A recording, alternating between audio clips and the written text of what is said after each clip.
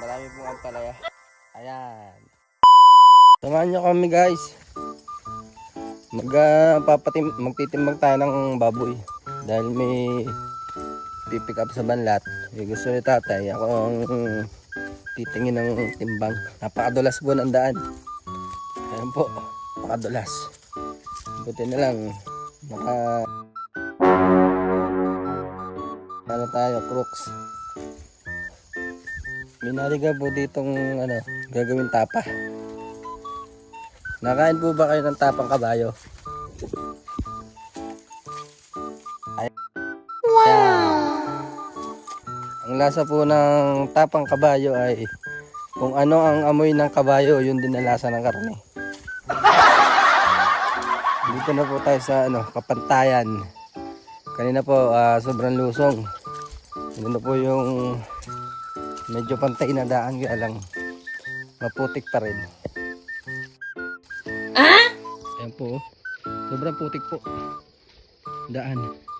Mas may daan pa ng gadgaran kanina. Dahil nagbuhat po kami ipits. Ayan.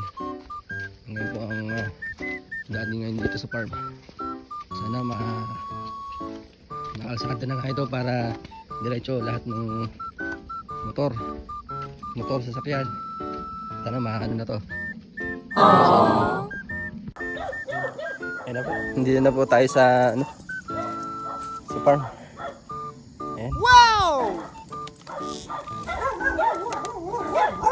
Ayan. Sobrang marami pong ampalaya. Ayan po. Madami po tayong patola. Patola. Puro patola po ang talim. Kasi hindi na makalapato.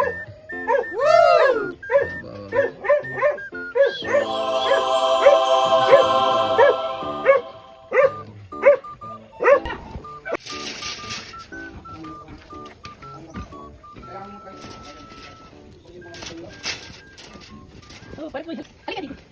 Halika dito. Sino ba? Ang timbangan ko. Ay, dito ang harap siya dito tabi. Dito man laging tikma.